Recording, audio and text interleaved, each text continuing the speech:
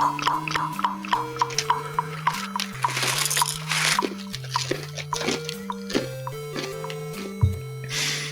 don't know what Patrick's doing, man.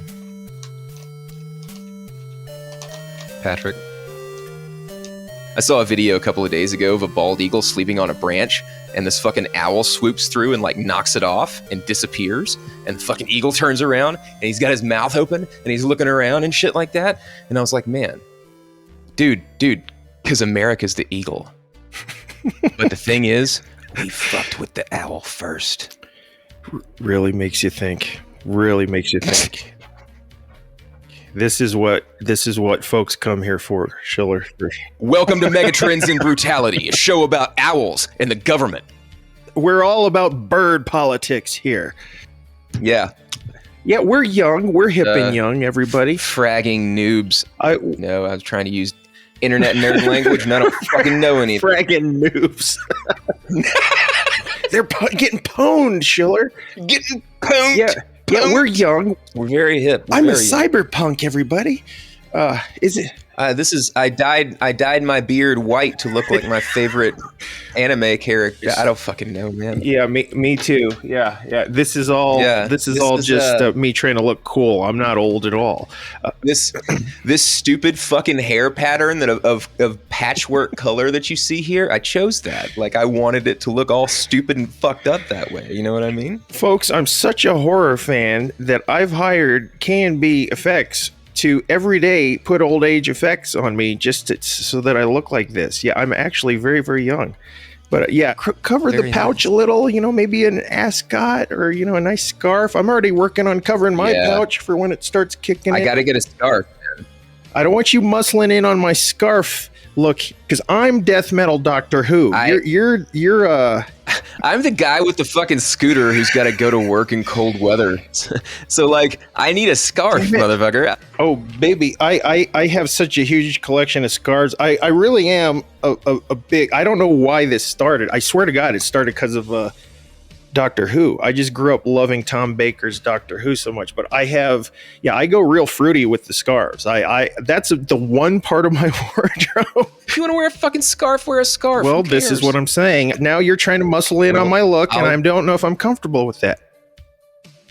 Why? How about we do this? Get me a Crypticus scarf, and I feel like that would be a fair trade, right? Like, I'd be wearing a scarf, but I'd be acknowledging the Crypticus. Did you see the thing the other day with, like, Kate Blanchett and Margot Robbie? Obviously, people on the internet made way too much of a fucking big deal out of it, but, like, they were doing an interview together. I think it was on, like, that Graham Norton show. I think it was. I love Graham. Yeah.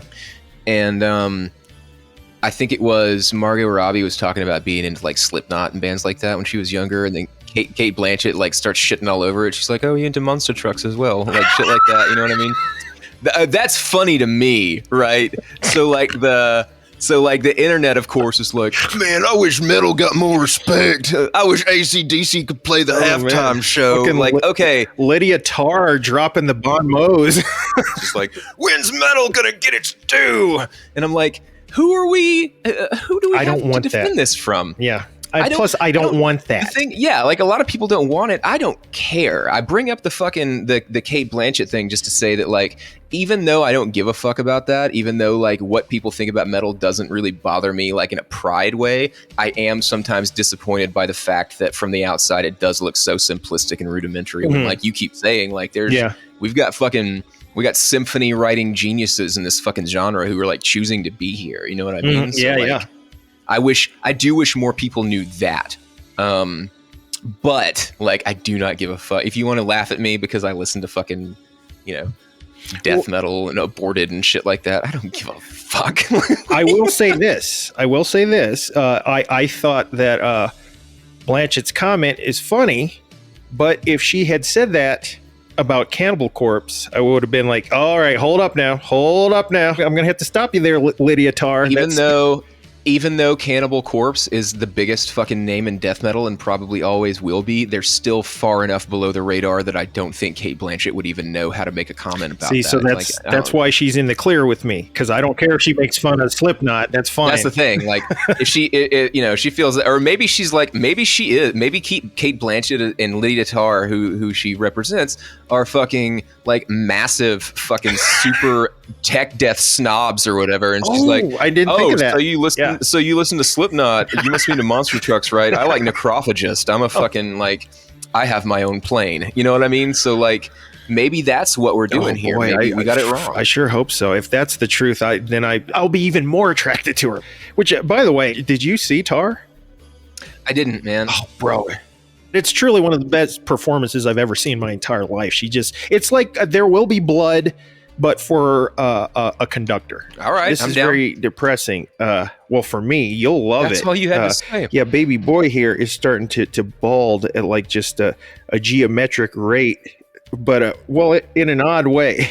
Like it's just, I'm sure you've already been through this, but it's just starting to turn into baby hair. It's not falling out. It just gets wispier and wispier. And but dude, listen. If you don't care, then I don't care. Oh yeah, I don't care. Like I was very, very fortunate because I know there are a lot of dudes for whom this is like a very serious thing, and it's not the kind of shit that you just say get over it. You know what I mean? But I feel super, super fortunate because like I just didn't care. Well, see, yeah, and I don't care either. So, but yeah, I got a word for those fellas out there. You 100% look better than you think you do. Okay, because nobody cares, dude.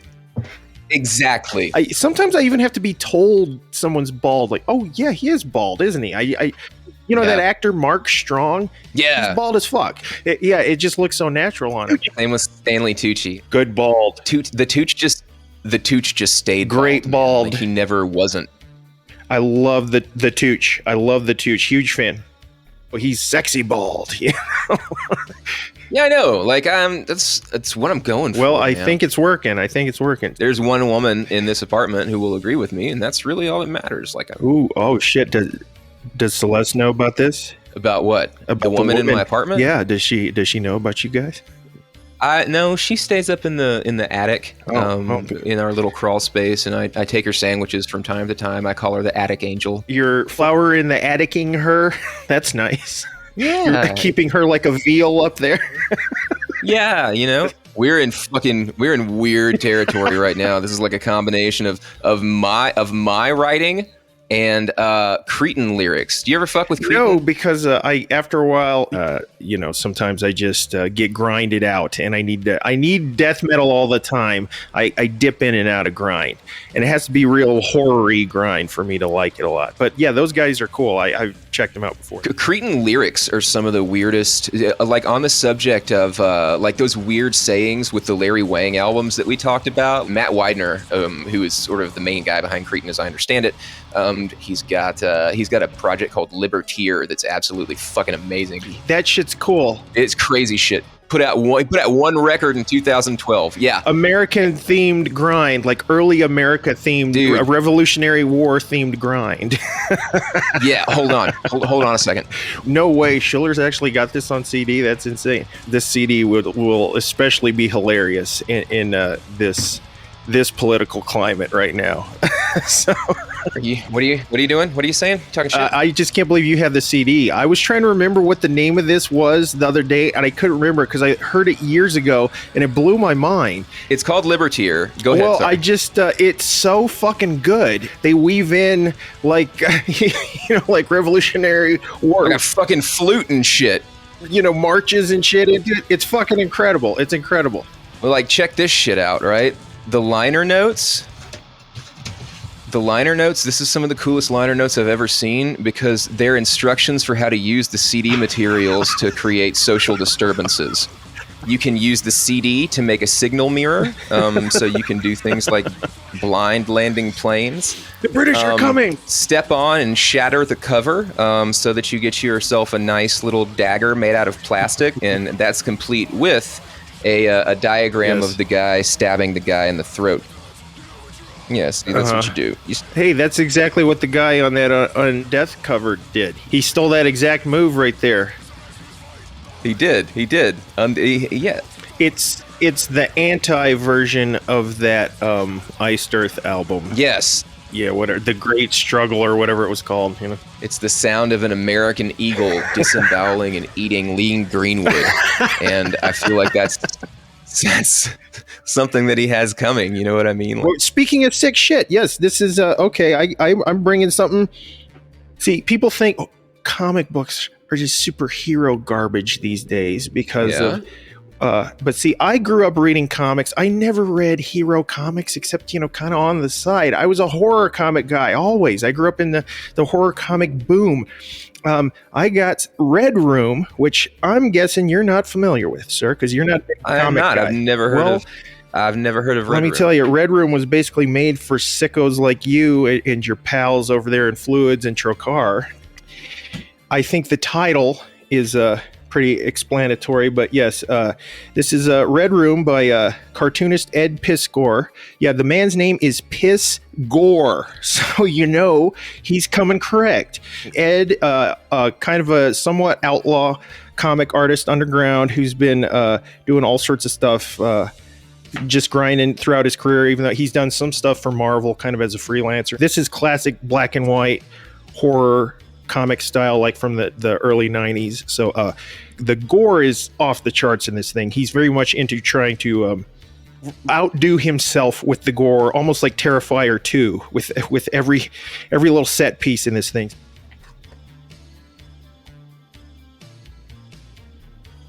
Very nice.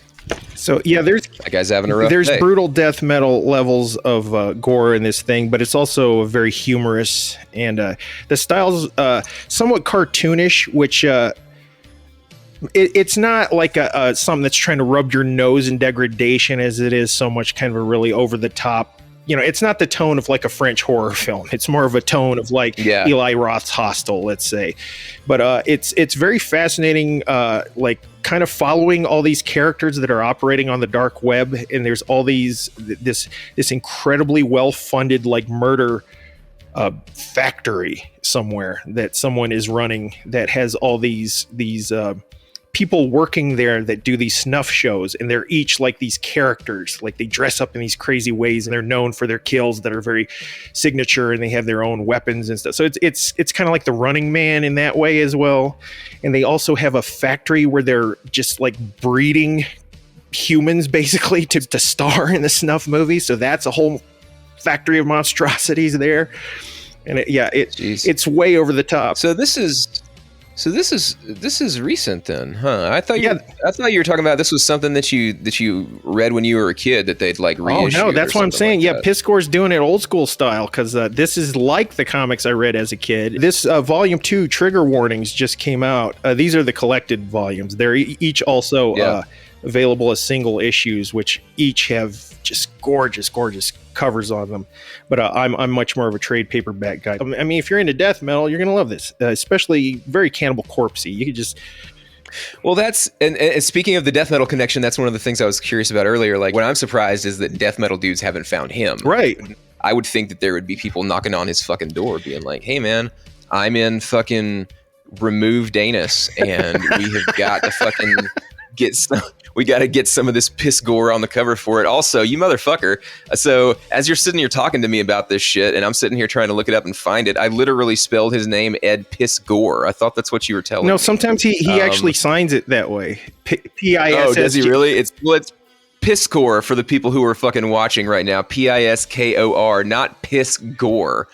Maybe it comes out that way, but if you're looking for him on the internet, this is not the way. Yeah, and by the way, Ed has a really awesome YouTube comic book show where he and a fellow creator of his go through comics, and it's kind of like our show. Highly recommend that if you're a fan of old school comics and black and white shit. They go into some very cool underground stuff and violent stuff. Nice. And then very quickly, this one I think most metalheads are aware of. This would be Johnny Ryan's Prison Pit, which is one of the most evil and metal and weird and silly comics of all time, which is a just this collection of violence and horror. I've got the entire Prison Pit compendium here. The Prison Pit Home Companion. This is some real great toilet reading. Let me tell you. I am not familiar. I'm not familiar with that either. Like, okay, I don't know if when you were a little kid, did you ever just sit around and go, okay, I'm going to draw Godzilla, and then I'm going to draw a monster fighting Godzilla. But it's like that's how the comic is. So it's totally like a little kid just going crazy on gore. And then like his asshole opens and then just demons come out. And the artwork's very awesome. And it just has the energy of a little kid trying to be gross and awesome. Would you ever consider trying to contact either of these artists for Crypticus work? Oh, sure. Well, Johnny Ryan wouldn't really fit the Crypticus style. His stuff is very cartoonish in a different way. But he almost does stuff in an almost Yogi Bear kind of style. You should you should be the person to break PISKOR into the death metal world. I'm not saying I'm not going to think about it. As you move up in the world, man, as more eyes are on Crypticus, maybe try. I don't know though, because honestly, I kind of rather throw work at a dude, on like a Nev level, Yeah, I get that. Because PISKOR's he's all over the place. He's doing good. He's got work out of his ass. Dudes like Nev and Derek Waugh, they're trying to feed their families. So, I'm torn, right? Like I've got fucking. I'm in this situation with remixes, and I know I don't know if this is something that you give a fuck about or not, but like yes, because I want to do one, but we'll talk about this. Go ahead. For TROCAR? Okay, of course. Well, dude, I would love that. What I should be doing is like trying to find people who are like my contemporaries, who are going to bring something new to it, and who are like trying to get work and stuff like that. But then the other part of me is like the possibility of getting Tim Skold to remix one of these songs is entirely possible. I know a band who approached Tim Skold in the past. Remixes of metal songs, I think, are particularly interesting. Well, this is something I've been trying to work on for years and years and years in the death metal scene, and just not getting any traction because people just don't understand what you and I are talking about here. Okay, first of all, the definition of a remix, people don't seem to understand exactly what that is, and they seem to think that they have all sorts of voodoo ideas about what it is.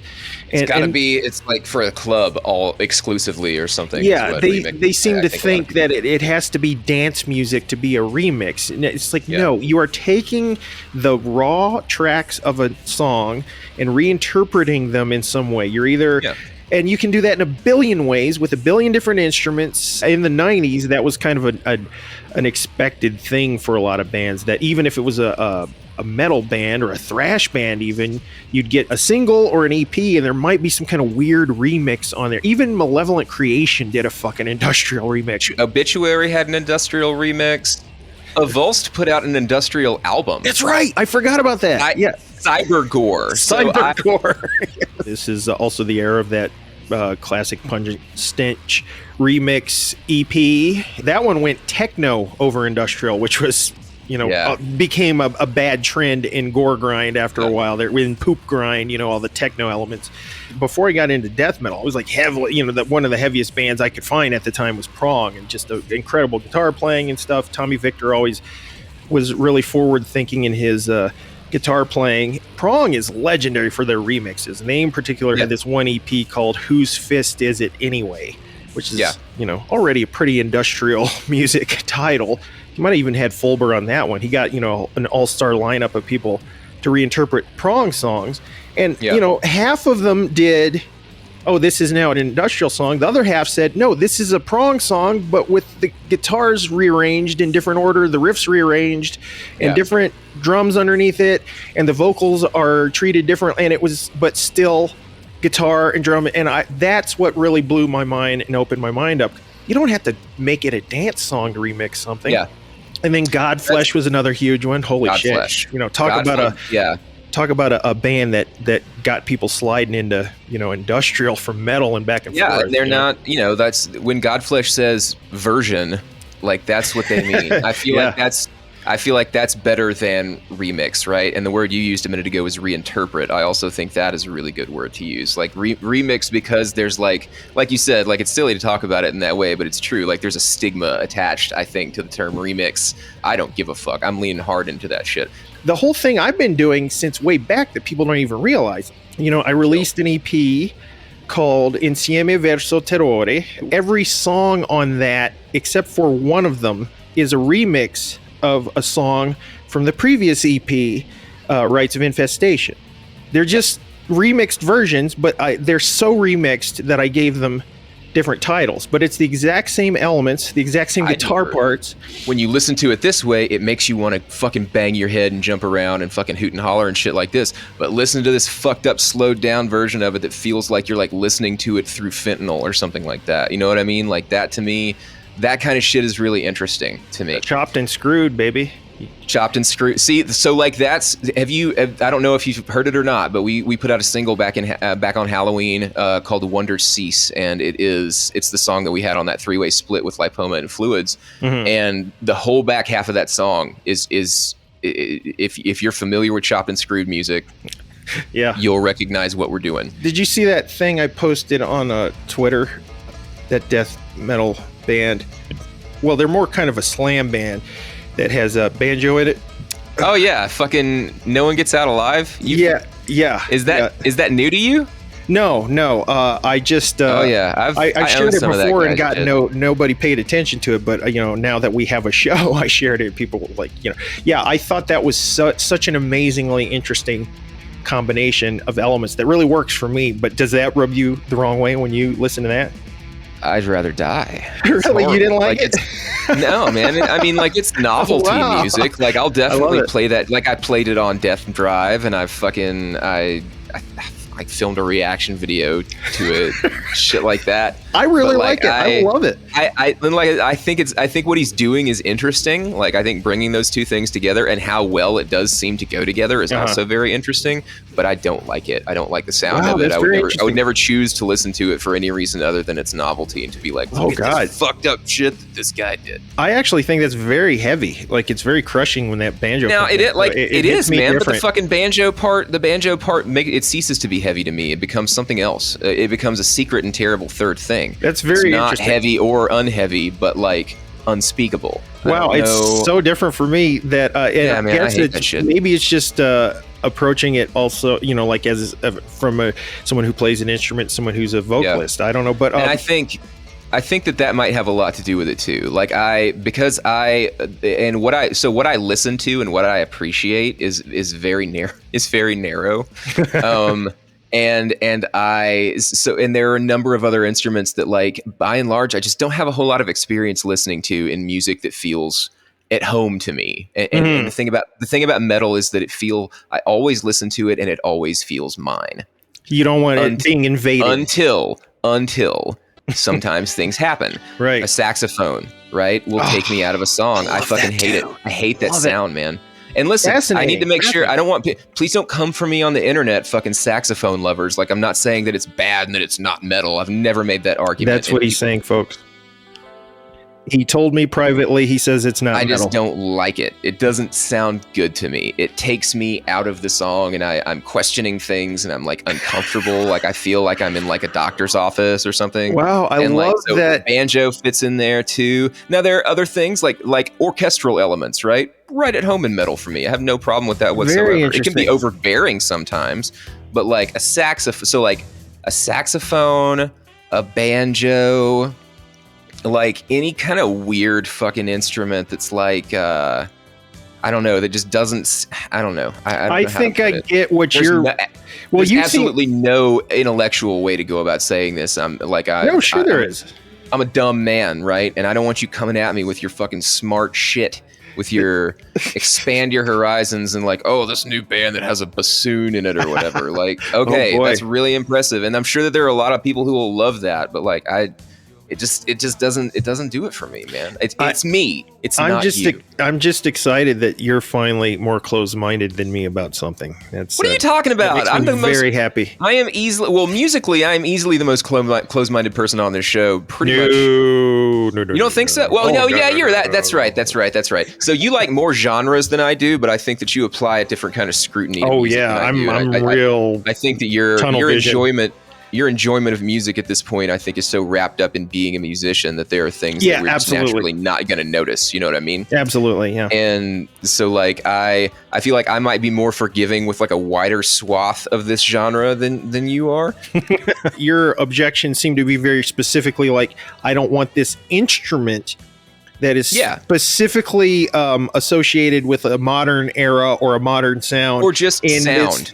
Well, because you're accepting instruments that are consistent with, like, say, the Middle Ages or medieval instruments or things that were from that. Like that's immediately how I saw it. You're rejecting things like you don't want a banjo because it's very much, it speaks of a specific region and time that might clash with the general perception of the metal, you know, and where it originates from in the style. But see, for me, I look at it a little differently. Like an evil death metal band can very easily use a choir or even piano, and you wouldn't be like, oh, that's out of place. And I think that doesn't make any sense. See, well, it does, because you're very specifically contextually going for, or thematically, you're wanting things to be sound. Like that's an element that, like, if you're watching a medieval movie and some guy walks in with sneakers, is I think how you're taking it, you know. I mean, maybe, but like with all kinds of updated, like, so like I don't mind electronic elements in death metal. Like, that's interesting, because that bugs me more than I don't mind that at all. Like, I've been listening to fucking Dead World the last couple of, like, I'm actively trying to make more of that happen. Like, I can tell you the saxophone has nothing to do with a time or a place or an era or anything like that in my life, or like in culture writ large. Like, I don't think I've ever known anybody who's played a saxophone. Stop it. The sound of it's saxophone listen, saxophone equals 80s, and it equals the Lost Boys beach scene. Come on. It's, you know that. It's in you. What? But that would make me like it. No, I'm saying you don't want that in your death metal, though. You don't want that guy in your death metal. See, that's what I'm saying. It could also be, maybe it's Bill Clinton. Oh, well, that too. Yeah, but a saxophone is very associated with 80s and with, you know, sexy time of the 80s and all, you know. Man, maybe you're right. The saxophone, baby. What a terrible noise. Oh, man, maybe it is. Dude, this is like some fucking, we're doing some psychotherapy shit right now. This is some straight up. It's the sexiest instrument. You suck on it and it goes, you know, just like a real person. Suck on it? That's how I play it. I suck the saxophone, brother. You didn't know? You don't blow a saxophone, you just suck it.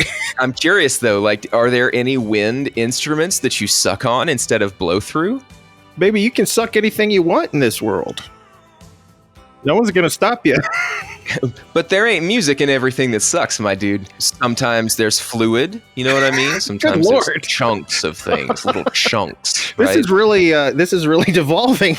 Yeah, we have a knack for that, I think. So does a band like Katatonia just drive you insane? Because it's like everything mixed together, you know? It's like they use everything. Like, you ready? Hold on. Go. I've never listened to an entire Katatonia record, and I couldn't tell you one Katatonia song off the top of my head. I think that I tried to check them out when I was in high school, and I ended up listening to Cataclysm instead. You were just going through the Ks.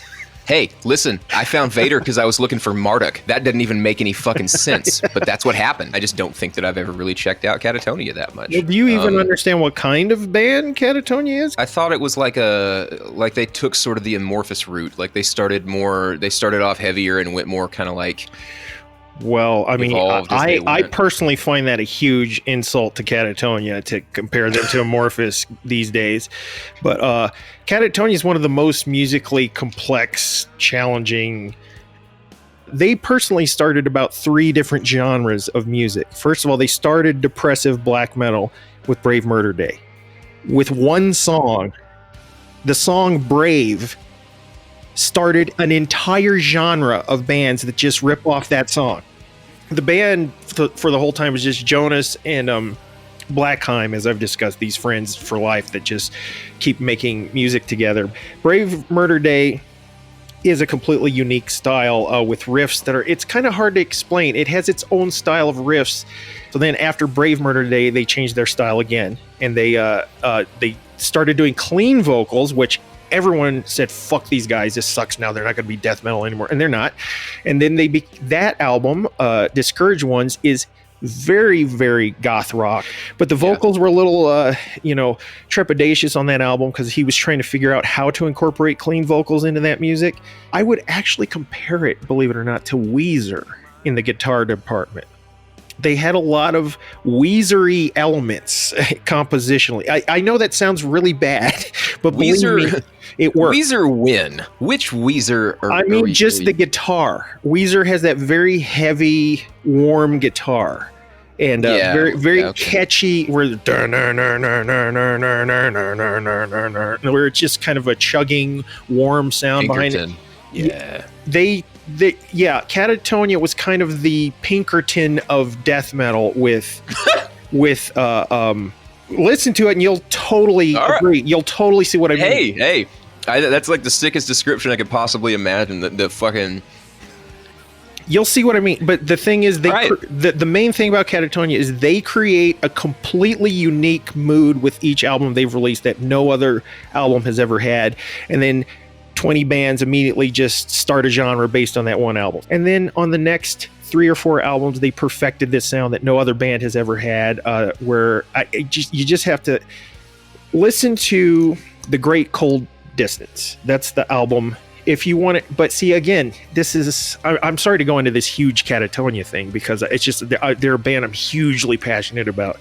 Clearly, and I need to apparently I need to listen to. I followed them from Brave Murder Day. I've followed them ever since through all the changes, and they are now they're very 80s influenced. A lot of their stuff sounds very much like an 80s band filtered through progressive metal and gothic rock and all these things, but it's so emotionally dark and heavy. And Jonas has one of the most beautiful and unique voices I've ever heard. And Blackheim and Jonas write some of the most, it's so challenging and proggy and weird. They almost never just write a normal song. They do acoustic guitars, they do 12 strings, they bring in all sorts of synths and flutes and stuff. They've had flutes on their stuff, but it's in a very dark, like 70s prog record style flute. So please check it out. But the thing is, you have to understand that this is a band that is inventing a new genre. So you can't, when you listen to them, you can't compare them to anyone else, except maybe like someone like Killing Joke or someone like that. I get that. Yeah, so I would really love to hear your thoughts on different albums, because I think there's people that only like different eras of theirs and will not go past that. And I kind of like all of it, including the new one, which is very overproduced and poppy.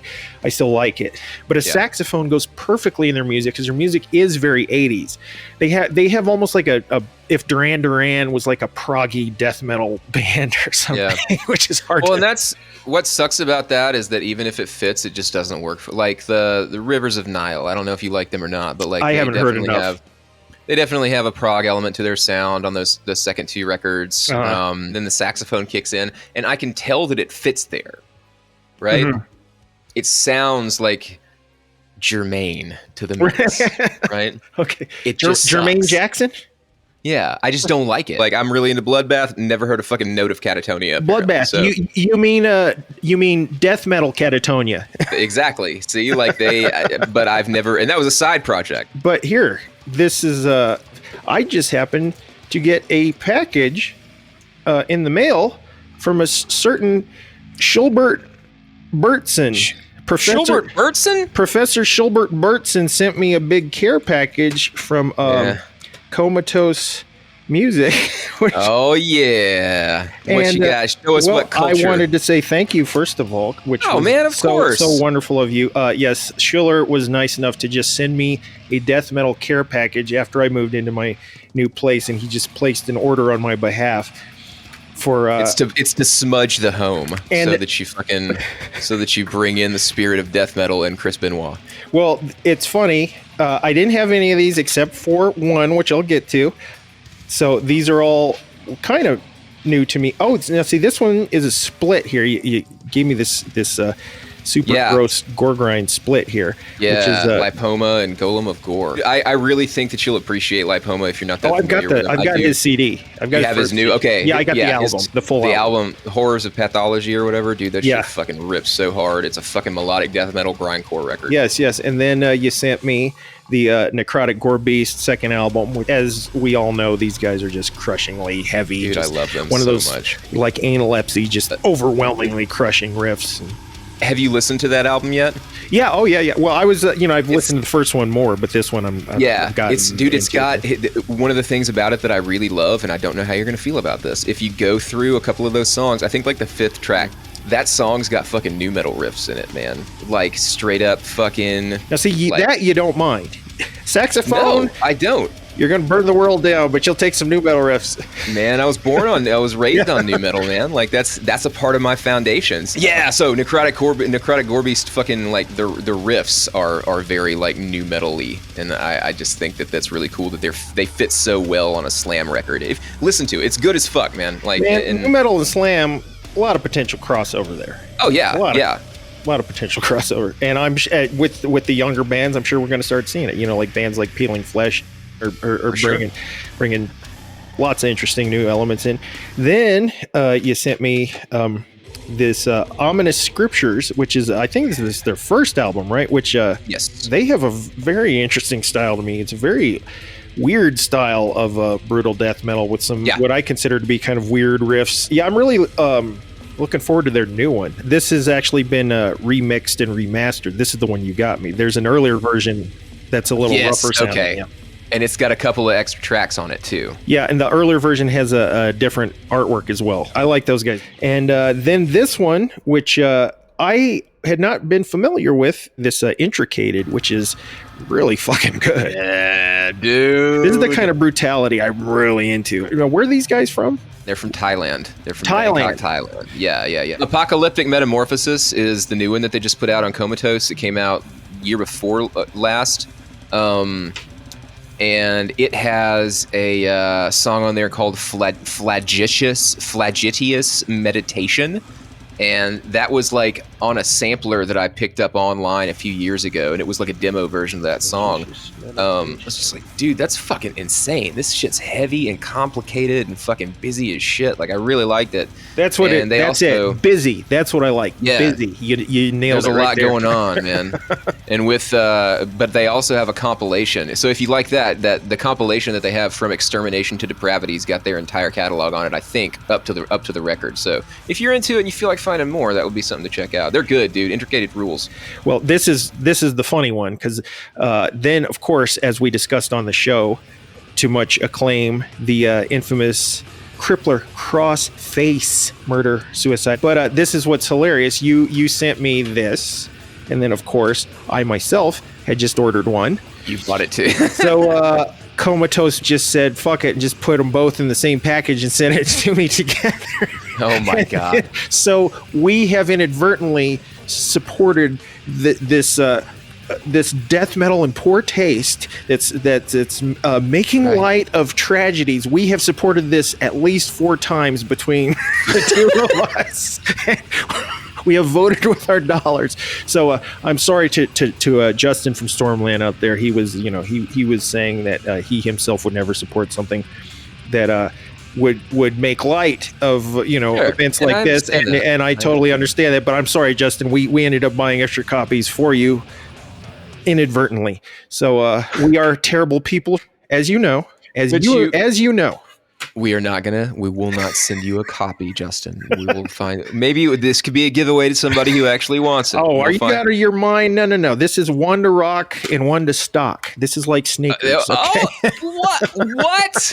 One to rock and one to stock? My life has changed now. Oh, there you go, buddy. Just understand that we are nothing but death metal sneaker guys. I'm the death metal sneaker guy. And then cool. Let it happen. I'm down. Yeah, whatever. Hey, at least now you know what it's called. And then then a couple that I bought on my own, and this is always embarrassing when I have to show this on the show that I got some with a nice fat crack in it. But yeah, that's not your fault. SACRILEGIon, and it's From Which Nightmares Crawl. and it's a very interesting album. I always like death metal that's weird and odd and does weird angular things, and sometimes you know, I always call it the horseradish effect. I like things that challenge my palate, you know, that I go, ooh, that was dangerously close to the poo-poo face that you just made just now, and you got to make sure you keep those two things separate, right? Yeah, no, this is no poo-poo face for this. This is a U.S. band who got their album mixed and mastered by a certain Mr. Dan Swano. And you know, that's always a good idea. That's always a good idea to do that if you can afford it, because then your album of the band that no one's ever heard of sounds fucking amazing, and people like me and Schuler want to talk about it on our show. But yeah, SACRILEGION, this is on Chaos Records. This is very interesting, very weird style of death metal. Okay. It's very melodic in an almost like dissection manner, but then it has a lot of weird, brutal death metal kind of technicalities to it. But then it's also very, very weird riffs. And then this is this might not work for you because of what we were just talking about. This band called Sirrush, Sirrush, album called Molon Labe, which is looks very much like some kind of a doom metal or folkish black metal album, but it's kind of like a somewhat melodic, brutal death metal album with folkish elements. It's, you know, it's one of those things where it's like a band that is kind of thematically a black metal band, but are doing brutalish death metal with brutalish riffs and stuff. But the thing is, they are putting in a lot of outside instruments and shit that might drive you nuts, like a lot, like is in there the way a saxophone? I don't think so. No, like Liberteer in a way. Liberteer, yeah, that kind of thing. On Liberteer records because it's period. Yeah. So I'm wondering what you would think of that, which I thought it was really great. I love when a brutal death metal band is doing something that is thematically going in a historical or you know, fantasy direction. So that's I loved that. You might like that. And then, of course, our pals in a Pissrot here. After you exposing me to the Pissrot, I caught it as well. So now I'm itching and my piss is rotting. And at least we got it together, man. These kids give me hope for the future because this shit rules. This is like the spirit of Autopsy and, you know, Dismember. Yeah. The fucking riff in Kidney Stone Slingshot is one of my favorite riffs of last year. It fucking rules. So yeah, these kids, I can't wait to see what else. Future's bright, boys. The future is bright. The future looks gross.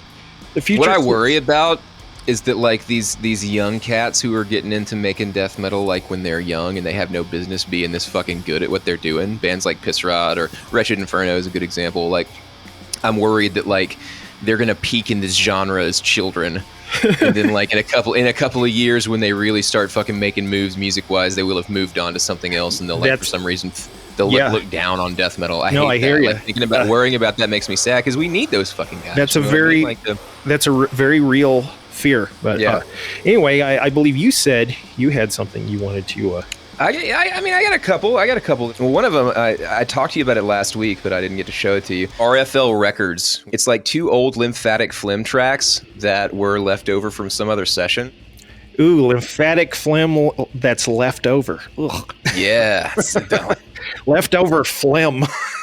This is just it's just 2 tracks, right? And they're like 20 seconds each, but there's only 60 versions of this. And so if you that's amazing. When you open it up, right, there's a 2-disc CD tray in there, and then you've got the actual CD if you want to listen to the 2 songs, but on the front here, you've got a little bitty tiny 33. Awesome. This is an actual lathe cut vinyl record. You're kidding me. Yeah, no, 33. I've never seen that 33. before. And listen, it even comes with a little thing to go in the spindle so that your fucking record player will hold. Dude, it's so... How dope is that? And look just that little 20-second song on each side? Yeah! Isn't that cool? Fucking rules! Dude, it's dope as shit. It takes longer to read the song titles than it does to actually fucking listen to the songs. So, like... I thought that was really cool. I thought the presentation was really neat. Like, yeah, they're too fucking obviously lymphatic phlegm rules, but like when you listen to this, you're not going to hear any fucking masterpieces or anything like that. I just thought that the presentation was so fucking cool. That is a great use of formats, and I just can't imagine the difficulty and the money to just print that little novelty vinyl. Well, and that's why there's only to print those. This is number 54 out of 60. That's why there's so few of them. ECCHYMOSIS. Do you fuck with them? Dude, this shit is Ping City. Yeah, dude, this is some of the pingiest fucking snare. This is like that shit that you would do on MIRC to like test your modem speed. It's that kind of ping. Like it's fucking loud as shit. It rings. The titles are also insane. Psychopathic concupiscence towards homicidal lacerations. Concupiscence. Once again, death metal has expanded our vocabularies. Voracious slurp of spermosanguineous fluid. Well, we don't have to look that one up. I'm going to go ahead and say that slurp is not a medical term. No, I don't think so. Voracious slurp, nonetheless. That's what a hungry boy does. Okay, unceasing consumption of wound deterioration and incision penetration orgasm measurement diagram. Good Lord, it's like a Rob Zombie album. I can see him like sitting around a table like cooking up these names and being like, we need one more word, dog. Nah, we need 6 more syllables to fill this bad boy out. ECCHYMOSIS, so yeah, those guys. ECCHYMOSIS is fucking wild. So this was older. I can't remember why I grabbed it. I think it's because they reissued it or whatever, but this is a tape by a band called Permanent Disfigurement, and it's their demo that came out in, I think, 2021. Oh, yeah. I like the cover on it, but I like the... I've seen these before, like mock-ups for them, but I've never actually seen one in the flesh, as it were. It's a tape cassette. The cassette's got, like... Wow. It's like I don't even the know how art's they like... do that. The art's like lasered onto it. I like when bands and labels innovate with this kind of shit. I thought some of the shit that Trent Reznor did with the CD was absolutely fucking insane. He just did some really cool shit with the art, you know, made this really immersive experience, and I just like that. I want to continue to do that. Yeah, well, that's the kind of thing that will keep physical media alive, is when that added value. It has to offer something else, right? There has to be something else. What's going on? You see a ghost? What's happening? Uh-oh. He just left the show, folks. He's leaving the interview. He's leaving the interview. He's running. Talking about my buttocks again? Thought you just quit the show. No. Fuck you. I'm gone. Hey, it's happened before. Harakiri for the Sky. Are you familiar with them? No. So it's black metal. This particular record, Arson. Whoa! Is I feel like it's got more of a melodic death metal feel to it. But like this is a tin box. All right, it's made of metal. You can see it's got like this raised pattern on it. Wow. You open it up, really nice digibook, right? Nice. That's really nice presentation. I love those. And then the record's called Arson. So, of course. They gave you a lighter. Of course they did. That's cool to me. That's cool to me, man. Like that kind of stuff. And this is black metal, so I thought that maybe that would be worthwhile to mention right now. Sulphur EON, also excellent presentation stuff. I don't know if you're familiar with them. Von Records did 200 copies of their most recent full length, The Scythe of Cosmic Chaos. Nice. All right. And they did like this bound book version. Wow. With like little metal corners on it and everything. Yeah, that's great. Absolutely fucking beautiful presentation. The booklet goes in this. It's just, dude, it's just so... the richness of the experience is real to me. Like, it's not any different than books. It's just like books. It's not. You know? This is a newer band called Necrovision. I am very, very serious about Necrovision. This shit is tight as fuck, man. Got a little bit of melody to it. Got a little bit of HM2 stomp feeling to it. Cool. It's a little burnt, a little crispy. But it's heavy as shit. It's incredibly catchy.